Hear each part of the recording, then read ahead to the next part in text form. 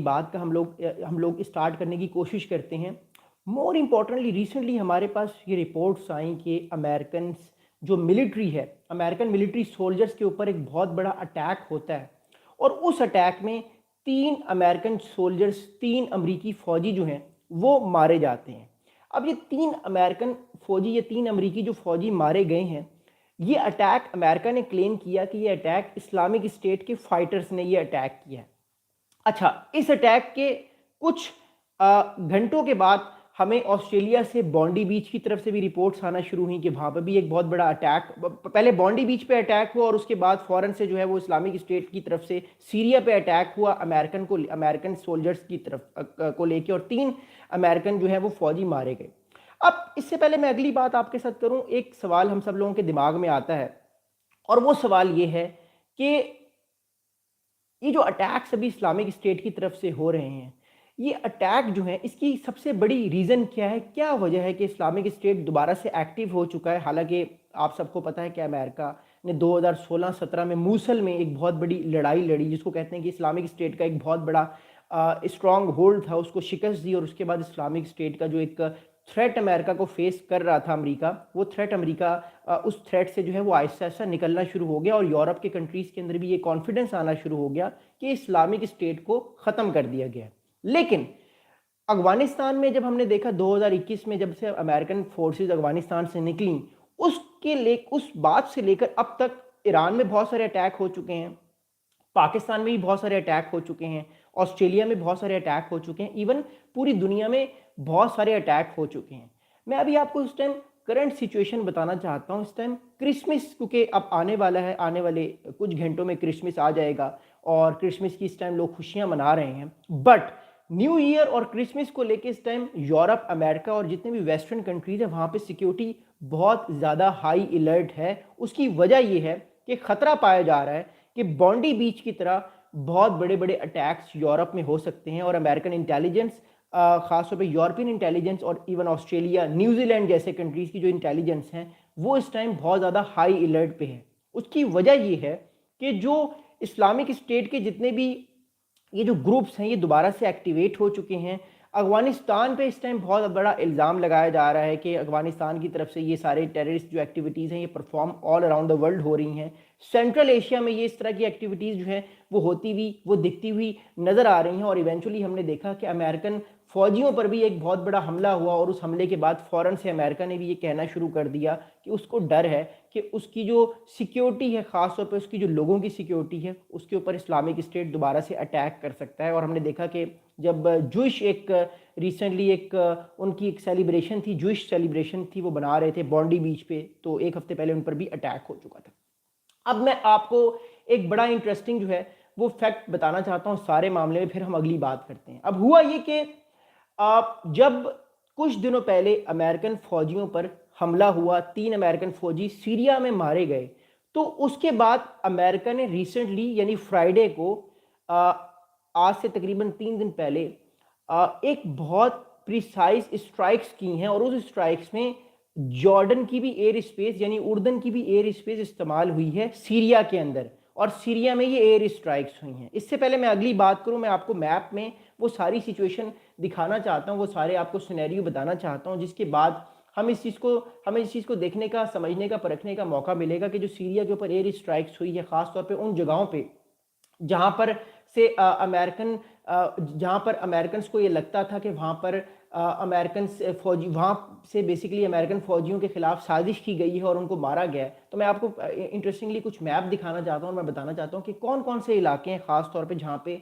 American ने air strikes की हैं। और याद रखिएगा 70 से ज़्यादा जो म्यूनिशंस हैं या 70 से ज़्यादा ठिकानों पे निशाना बनाया गया है, जिसमें अमेरिका के जो stealth fighter jets, stealth technology भी शामिल है। अब मैं आप लोगों को मैप दिखा के ये चीज़ बताना चाहता हूँ ताकि हम इस चीज़ को आगे देखें और समझने की कोशिश करें। Okay, so we have to see that very important thing. अब इस चीज़ को समझिएगा, ये जो इलाका आप देख रहे हैं रका का, ये वो इलाका है और इसके अलावा और भी बहुत सारे इलाके हैं, बट ये वो इलाका है जहाँ पे अमेरिका ने रिसेंटली सीरिया में एयर स्ट्राइक्स किए।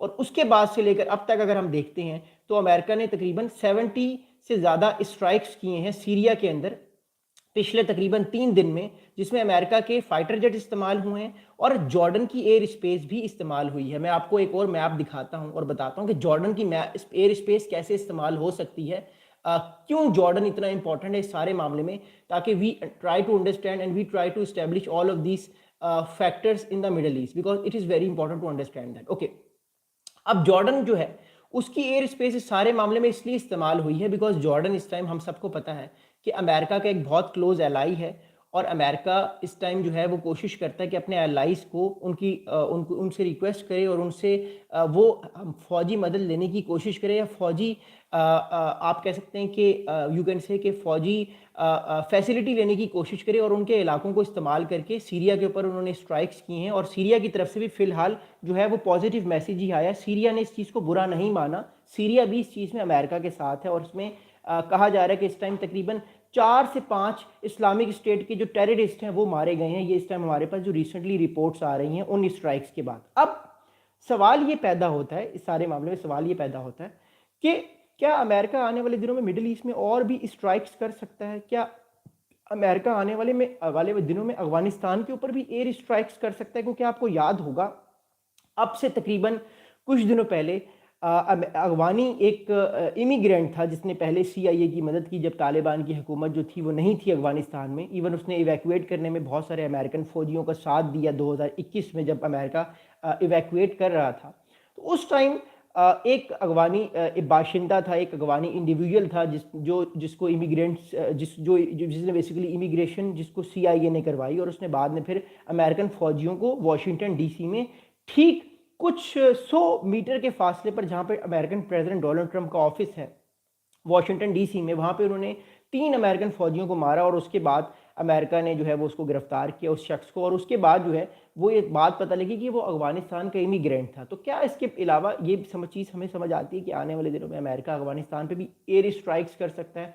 प्रॉबेबली अमेरिका एयर स्ट्राइक्स कर सकता है अफगानिस्तान के ऊपर, बिकॉज अफगानिस्तान के ऊपर से भी इस टाइम जो है वो बहुत ज़्यादा पूरे रीजन के अंदर अगर हम देखें तो टेररिज्म को लेके अफगानिस्तान का नाम बार बार लिया जा रहा है, और उसके पड़ोसी भी इस टाइम अफगानिस्तान को लेके बहुत ज़्यादा एक कशीदगी की सूरत हाल में है, और हो सकता है कि अफगानिस्तान के ऊपर भी एयर स्ट्राइक्स अमेरिका आने वाले दिनों में करे, बिकॉज अमेरिका ये बता चुका है कि जहाँ पर से भी उस पर अटैक होगा वो अपना बदला ज़रूर लेगा। So that's a very important thing. अगली इंपॉर्टेंट थिंग ये है कि जो US सेंडकॉम है, अब US सेंडकॉम क्या है? बेसिकली US सेंडकॉम जो है ये इस टाइम पूरे के पूरे मिडल ईस्ट को पूरे का पूरा जो आप कह सकते हैं कि जो मिडल ईस्ट का जितना भी सिक्योरिटी इंफ्रास्ट्रक्चर है उसको सेंडकॉम देखती है अमेरिका की।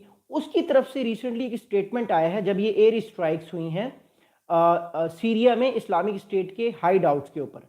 अब US सेंडकॉम क्या कहता है मैं आपको बताता हूँ। US सेंडकॉम ये कहता है कि fighter jets attack helicopter and artillery struck more than 70 targets at multiple locations across central Syria. Aircraft from Jordan were also involved. America ये क्लेम कर रहा है कि फाइटर जेट इस्तेमाल हुए हैं, अटैक हेलीकॉप्टर इस्तेमाल हुए हैं, प्रोबेबली अपाची अटैक हेलीकॉप्टर जो भी रिसेंटली इंडिया को भी अमेरिका ने दिए हैं वो हेलीकॉप्टर इस्तेमाल हुए हैं, और उसके अलावा अमेरिका ने फिलहाल ये तो नहीं बताया कि ड्रोन इस्तेमाल हुए, बट मेरी पर्सनल असेसमेंट ये है कि अमेरिका ड्रोन्स भी इस्तेमाल करता है, क्योंकि वो पहले इंटेलिजेंस गैदर करता है उस इलाके की, और उसके बाद फिर वो मैसेज प्रोवाइड करता है अपने फाइटर जेट्स को या अपनी सैटेलाइट्स कम्युनिकेशन के थ्रू अपने हेडक्वार्टर्स को कि अब यहाँ पे रास्ता साफ है, आप यहाँ पे जो है वो एयर स्ट्राइक्स कर सकते हैं। तो अमेरिका ने फिलहाल ये तो नहीं कहा कि उन्होंने ड्रोन इस्तेमाल किए हैं, बट मेरी असेसमेंट ये है कि अमेरिका पहले अपने ड्रोन्स भेजता है, वो सर्विलेंस करते हैं, और उसके बाद फिर मैसेज जो है वो पीछे जाता है और फिर दोबारा से स्ट्राइक्स होती हैं। अब जितनी भी मॉडर्न आर्मीज़ हैं वो अटैक करने से पहले अपने ड्रोन्स भेजती हैं, और उस ड्रोन्स को भेजने के बाद वो उस इलाके को पहले जैम करती हैं, कम्युनिकेशन सिस्टम्स को जैम करती हैं पहले, और उसके बाद फिर फाइटर जेट्स जाके जो है वो अटैक करते हैं। तो probably this can be the scenario जो हो सकता है इस चीज़ से अमेरिका ने इन टेररिस्ट को जो है वो ठिकाने निशाना बनाया। अगली इंपॉर्टेंट बात ये है, अमेरिका ये कह रहा है कि the operation employed more than 100 precision munitions targeted known IS infrastructure and weapons sites। तो इस्लामिक स्टेट के जो इंफ्रास्ट्रक्चर है जहाँ से उनके वेपन्स से या जो उनकी हाइड आउट से या जहाँ से उनकी प्लानिंग होती थी उस प्लानिंग के सारे मकामात को जो है वो निशाना बनाया गया है, और उसके बाद जो है वो तकरीबन 100 प्रिसाइज म्यूनिशंस यानी 100 बार जो है वो 70 टारगेट से जहाँ पे 100 टाइम्स जो है वो अटैक किया गया है। तो ये बड़ी स्ट्राइक्स, बड़ी प्रिसीशियस स्ट्राइक्स थी जिससे आईएस के जो हाइड आउट्स हैं उनको नुकसान पहुंचा है।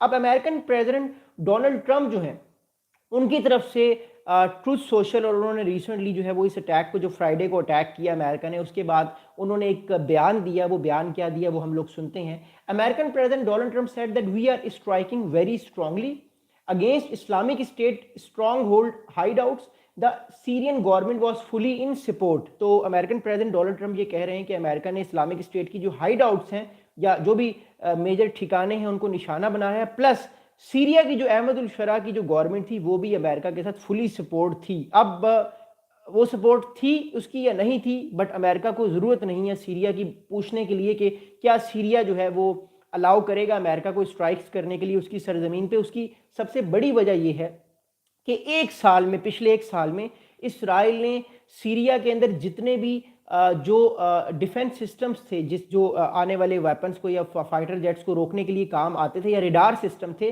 वो सारे के सारे डिस्ट्रॉय कर चुका है।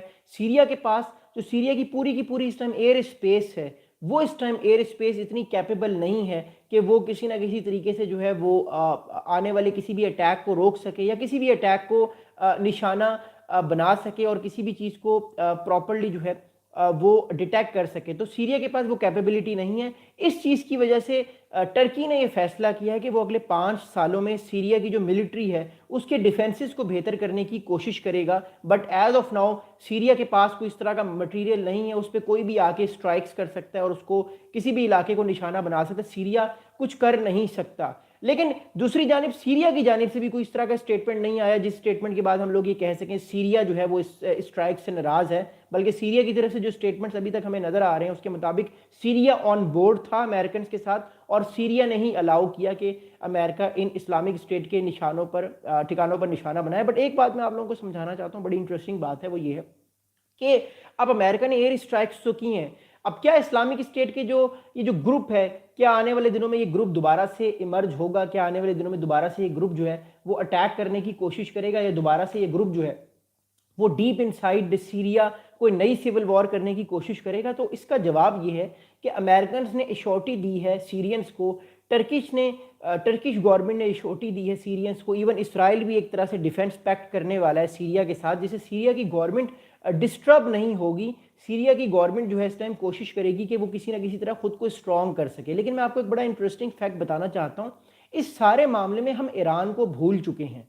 देखिए, ईरान इस्लामिक स्टेट से परेशान है, हम सबको पता है, लेकिन अब ये हम कोई क्लेम नहीं करें, वी डोंट नो, लेकिन एक बात तय है कि ईरान भी चाहता है कि उसका भी इन्फ्लुएंस सीरिया में दोबारा से आए, जो कि पोस्ट अहमदुल शरा पोस्ट बशारुल असद यानी बशारुल असद की हुकूमत जो 8 दिसंबर 2024 को गिरी थी, आज से तकरीबन एक साल पहले, उस ईरा में दोबारा वापस जाया जाए, ये किसी ऐसे ग्रुप को सपोर्ट किया जाए जो कि उसका साथ दे। अब इस टाइम कोई ईरान का नाम तो नहीं ले रहा, बट हम इस सिनेरियो को देखते हैं ब्रॉडर तरीके से तो हमें बहुत सारी चीज़ें जो है वो इनडायरेक्टली समझ आती हैं। हालांकि ईरान खुद इस्लामिक स्टेट से बहुत परेशान है, क्योंकि अफगानिस्तान से जो अटैक्स होते हैं ईरान पे, इस्लामिक स्टेट के जो टेररिस्ट अटैक्स करते हैं इस्लामिक रेवोल्यूशनरी गार्ड कोर के जितने भी लीडर्स हैं। लेकिन still the thing is that कि मेरे दुश्मन का दुश्मन मेरा दोस्त है, माई एनिमीज इन माई फ्रेंड। तो वो स्ट्रेटजी हो सकती है may be in the future, but that's a very interesting thing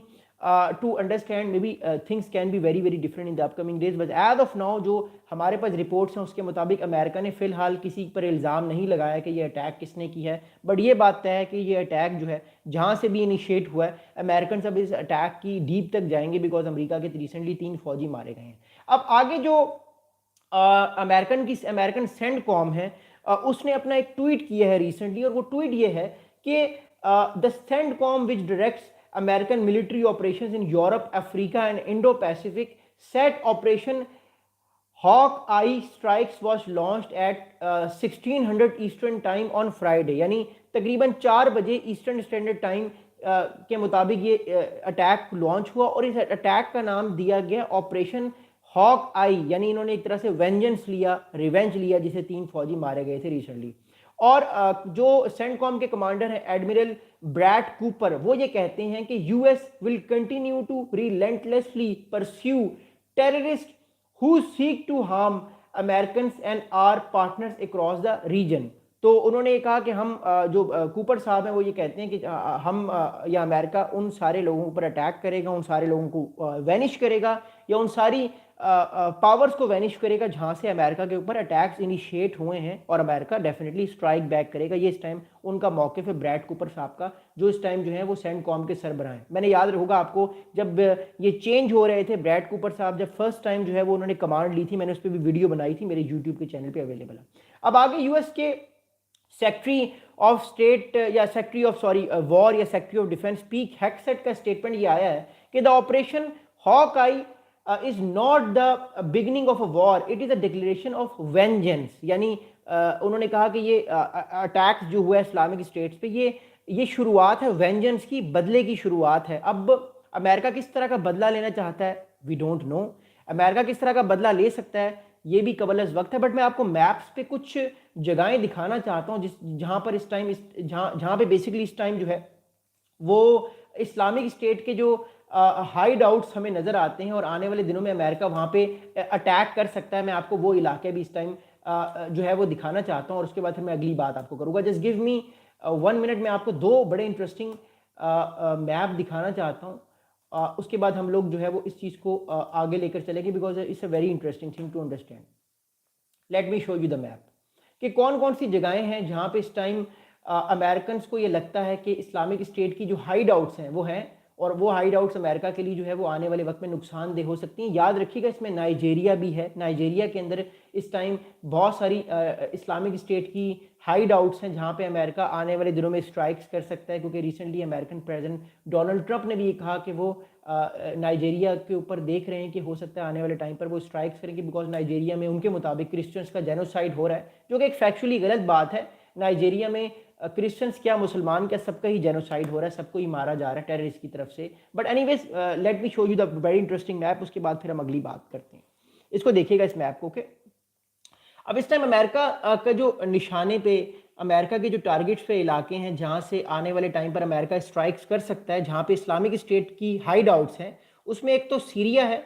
इसके अलावा कुछ फैक्टर्स जो हैं वो आपको इराक में भी नजर आएंगे। इराक में भी कुछ फैक्टर्स जो हैं जिनके स्लीपिंग सेल्स कहा जाता है वो छुपे हुए हैं। फिर अफगानिस्तान में इस टाइम ये वाला जो इलाका है सारा, इस पूरे इलाके में जो है वो इस्लामिक स्टेट के टेररिस्ट हाइड आउट्स हैं। अमेरिका यहाँ पे भी स्ट्राइक्स कर सकता है। फिर अफ्रीका में कुछ जगहें हैं, माली हो गया जहाँ पे इस टाइम सिविल वॉर्स चल रही है, वहाँ पे इस्लामिक स्टेट की हाइड आउट्स हैं। तो इस टाइम तीन मेजर इलाके हैं। एक तो अफ्रीका के कुछ ममालिक है जहाँ पे इस टाइम सिविल वॉर्स चल रही हैं, वहाँ पे इस्लामिक स्टेट की डिफरेंट फ्रेंचाइज हैं। इसके अलावा जो है वो इराक, सीरिया और अफगानिस्तान के अंदर ये हाइड आउट्स हैं। और प्लस आप अगर थोड़ा सा आगे चलें तो फिलीपींस के अंदर भी जो है वो कहा जाता है कि इस्लामिक स्टेट की कुछ हाइड आउट्स हैं। इंडोनेशिया में भी कुछ लोग ये पाए जाते हैं, क्योंकि जो बॉन्डी बीच पे अटैक हुआ वो बेसिकली दोनों बाप और बेटा जो है वो पहले फिलीपींस गए, वहाँ पर उन्होंने कोई ट्रेनिंग ली, जो हमारे पास इस टाइम खबरें आ रही हैं, और उसके बाद फिर उन्होंने ऑस्ट्रेलिया में जाके ये सारा अटैक किया, जिससे बहुत सारे तकरीबन 15 लोग 15 पीपल गॉट डाइड। तो ये बेसिकली कुछ ऐसे इलाके हैं। ऑब्वियसली फिलीपींस अमेरिका का एक स्ट्रेटेजिक पार्टनर है, वहाँ पे अमेरिका को इस तरह की अटैक नहीं करेगा, लेकिन ये बात तय है कि अमेरिका इस टाइम जो है वो उन कंट्रीज़ पर अटैक कर सकता है जहाँ पे अमेरिका को ये लगता है कि कुछ ऐसे एलिमेंट्स हैं जो कि अमेरिकन नेशनल इंटरेस्ट के खिलाफ आने वाले टाइम पे जा सकते हैं, और अमेरिका भी उन एलिमेंट्स के खिलाफ कोई ना कोई एक्शन आने वाले टाइम पे ले सकता है। तो ये बात जो है वो हमें समझ आती है। एनीवेज नेक्स्ट अगली सारी बात, इस सारे मामले को जब हम थोड़ा सा आगे लेकर चलते हैं तो हम इस बात को थोड़ा सा और समझने की और अंडरस्टैंड करने की कोशिश करते हैं, बिकॉज इस टाइम जो अमेरिका का पूरा आर्किटेक्चर है, खासतौर पर वेनेजुएला को लेके, वो अब रीफोकस दोबारा से मिडिल ईस्ट की तरफ हमें आता हुआ दिखाई दे रहा है, बिकॉज इसमें और भी बहुत सारी चीज़ें हैं। अगली बड़ी इंटरेस्टिंग चीज़ इस सारे मामले में क्या है? अगली बड़ी इंटरेस्टिंग चीज़ ये है कि एक जो यूके का एक सीरियन बेस्ड एक ऑब्जर्वेटरी है या एक थिंक टैंक कह लें ह्यूमन राइट्स का, उसने ये कहा है कि Islamic state positions near the Raqqa and Deir ez Zor were targeted. मैंने आपको रका का मैप दिखाया जहां पे स्ट्राइक्स हुई हैं। इसके अलावा एक और बड़ा इंपॉर्टेंट इलाका है दियार इज जोर, वहां पे भी अमेरिका की तरफ से जो है वो धमाकों की अटैक के बाद धमाकों की आवाज़ें आई हैं, जिससे ये शुबा किया जा सकता है कि अमेरिका ने वहां पे भी एयर स्ट्राइक्स की हैं। बट फिलहाल इस्लामिक स्टेट की तरफ से कोई स्टेटमेंट जो है वो नहीं आया कि वो इन सारे मामलात को कैसे देखता है। किसी तरह की भी कोई बात जो है वो नज़र नहीं आ रही कि इस्लामिक स्टेट इन सारे अटैक्स को, इन सारी स्ट्राइक्स को कैसे सोचता है या वो क्या बदला लेगा। कोई इस तरह का कोई एलिमेंट या कोई बयान इस टाइम नहीं आया, लेकिन इस टाइम अमेरिका पूरी कोशिश कर रहा है, पूरी अपनी जोर लगा रहा है कि जो क्रिसमस है और जो न्यू ईयर है ये 10 दिन बड़े अच्छे से गुजर जाएं, बिकॉज इस टाइम थ्रेट जो है वो अमेरिकन इस्टेब्लिशमेंट, अमेरिकन जो मिलिट्री है, खासतौर पे जो अमेरिकन पब्लिक है और जो इवन जो यूरोपियन या वेस्टर्न एक कल्चर है वहाँ पर भी है कि कहीं कोई अटैक ना हो जाए, क्योंकि इस टाइम जो है वो दुनिया एक आप कह सकते हैं कि बहुत ज़्यादा टेंशन्स में जो है वो हमें नज़र आ रही है। इंटरेस्टिंग बात ये है कि अमेरिका ने जो 2015 में, मैंने अब वीडियो के शुरू में कहा कि battle for Mosul, it is one of the most rememberable and it is one of the most difficult battle for American soldiers and Iraqi soldiers, क्योंकि मूसल वो आखिरी ठिकाना था जहाँ पे इस्लामिक स्टेट का एक बहुत बड़ा एक ग्रुप था। 2016-17 में अमेरिका ने बहुत बड़ा ऑपरेशन किया और इस्लामिक स्टेट को वहाँ से ख़त्म किया, जिसके बाद इस्लामिक स्टेट बिल्कुल फारिग हो गई। अब वो उस तरह ताकतवर नहीं है जिस तरह अब से 10 साल पहले थी, बट स्टिल इनकी डिफरेंट स्लीपिंग सेल्स होती हैं, हाइड आउट्स होते हैं, जहाँ पर अभी भी ये अपने ऑपरेशंस कर रहे हैं। दुनिया में बहुत सारी जगहों पर ये इस टाइम रह रहे हैं। दूसरी इंपॉर्टेंट बात ये है कि 2015 के बाद से लेकर अब तक तकरीबन 1000 soldiers of American soldiers are present currently in Iraq. तो अमेरिका के इस टाइम मिलिट्री बेसिस भी हैं इराक में। अमेरिका के तकरीबन 1000 जो फौजी हैं इस टाइम वो इराक में जो है वो पाए जाते हैं। मैं अभी आपको मैप में ये भी दिखाता हूँ कि अमेरिका के कौन कौन से मिलिट्री बेसिस इस टाइम इराक में हैं। हालांकि इराक की गवर्नमेंट ये कोशिश करती है बार बार कहने की कि अमेरिकन जो सोल्जर्स हैं वो इराक से चले जाएं, वो इराक में ना रहें, ये उसकी सॉवरेंटी के खिलाफ काम है। But still it is very interesting to understand कि वो सोल्जर्स नहीं जा रहे अमेरिका फिर भी इराक के अंदर अपने जो इंटरेस्ट है वो आज भी रखे हुए। शायद वजह इस्लामिक स्टेट की है या हो सकता है ईरान पे भी अमेरिका इस टाइम चेक कर रहा है। तो मैं आपको मैप में दिखाता हूँ कि इस टाइम जो इराक में अमेरिकन बेसिस हैं वो कहाँ कहाँ पर हैं। फिर हम अगली बात को आगे लेकर चलते हैं। Okay, so yes, I am just showing you very interesting map of Iraq, जहाँ पे इस टाइम अमेरिकन बेसिस हमें जो है वो नज़र आते हैं। कुछ बेसिस अमेरिकन ने अपने रिमूव कर लिए थे, बट इसके अलावा आज भी कुछ बेसिस अमेरिका के यहाँ पाए जाते हैं। Let me just show you. Okay, so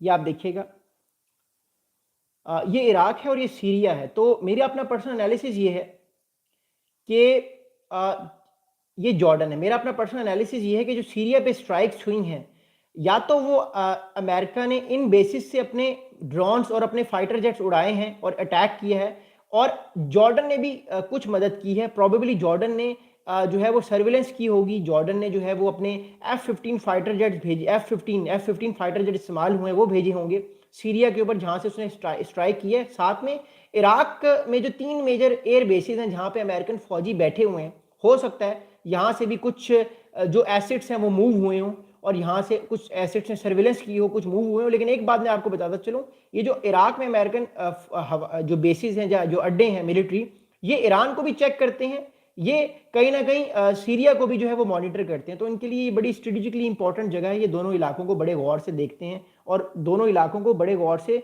probably समझने की जो है ये दोनों बहुत कोशिश करते हैं। So that's also very interesting fact कि जो अमेरिका ने फ्राइडे को स्ट्राइक्स किया उसमें ये सारा काम शामिल हो सकता है। मूविंग फॉरवर्ड, अगली बड़ी इंटरेस्टिंग बात मैं आपको सारे मामले में जो है वो बताना चाहता हूँ। इस टाइम जो हमारे पास डाटा हमारे पास आ रहा है, और ये डाटा जो है ये इस टाइम हमारे पास ऑफिशियल ज़राए से आ रहा है। तो ये डाटा अभी तक हमें किसी अनऑफिशियल तरीके से नहीं पता चला, किसी सोर्स नहीं बताई। ये अमेरिकन मीडिया इस टाइम रिपोर्ट कर रहा है कि जो ये ऑपरेशन हुआ है फ्राइडे को 4 PM eastern standard time, Syria के अंदर अमेरिका ने जो एयर स्ट्राइक्स की हैं इस्लामिक स्टेट के ऊपर, उसमें यूएस के F-15 ई स्ट्राइक ईगल्स इस्तेमाल हुए हैं, फाइटर जेट्स नंबर 1।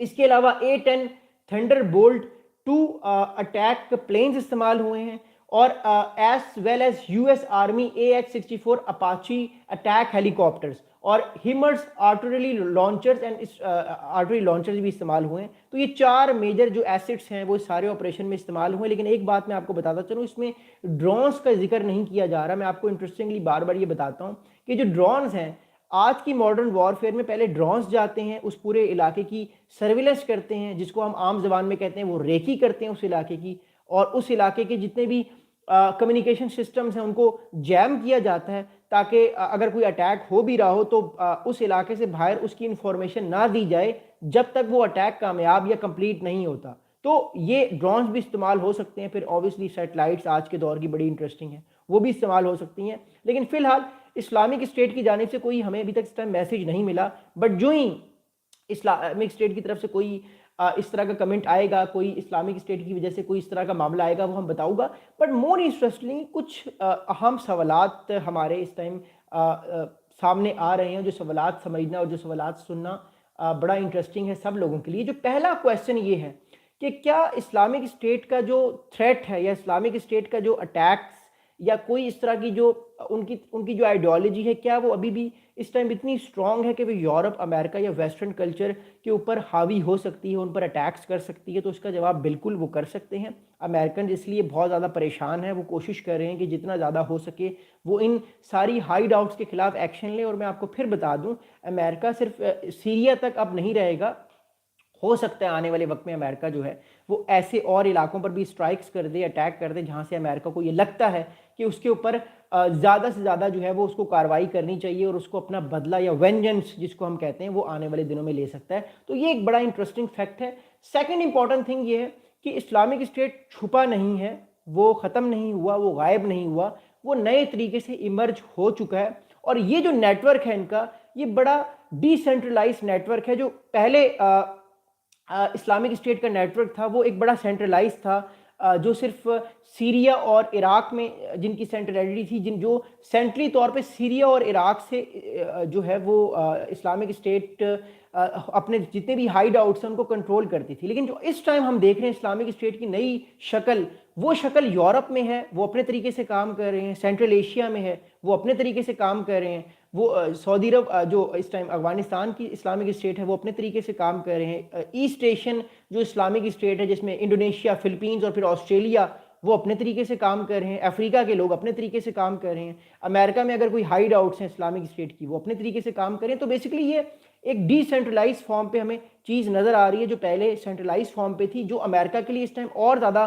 थ्रेटफुल, या not only for America but also for some other western countries, जिसके लिए ये बड़ा ज़रूरी हो गया इन कंट्रीज़ के लिए कि इस सारे के सारे मामले को जितना जल्दी हो सके रिजॉल्व किया जाए। बिकॉज ये जो डिसेंट्रलाइज कोई भी चीज़ हो जाए तो उसको कंट्रोल करना मुश्किल होता है। कोई भी चीज़ अगर सेंट्रलाइज हो तो आपने सिर्फ उस इलाके पर अटैक करके उस सारी मामलात को, उस सारे पावर होल्ड को ख़त्म करना पड़ता है। लेकिन जब वो आइडिया इमर्ज हो जाए, फैल जाए, ब्रांचेस बन जाए, तो फिर मामलात जो है वो बड़े टफ हो जाते हैं। इसलिए जो क्रिसमस है और जो न्यू ईयर है उस पर सिक्योरिटी बड़ी ज़्यादा स्ट्रेंथ करना बड़ा ज़रूरी है इस टाइम, ख़ासतौर पर यूरोपियन जो कंट्रीज़ हैं। इसके अलावा जो इंडिया है उसके अंदर भी बहुत सारे जो हैं वो रेड अलर्ट्स जो हैं वो जारी कर दिए गए हैं, ख़ासतौर पे जूइश कम्युनिटी को लेके, ख़ासतौर पे जो अब क्रिसमस भी आने वाला है उसको भी लेके। So these kind of things are gonna be very very interesting in the upcoming days. But जो हमारे पास इस सारे मामले के बाद इंफॉर्मेशन आएगी, ख़ासतौर पर सीरिया का ऑफिशियल क्या बयान आता है, तो उस चीज़ को मैं आप लोगों के साथ जो है वो शेयर करने की, उस चीज़ को मैं आप लोगों के साथ इवॉल्व करने की और ज़्यादा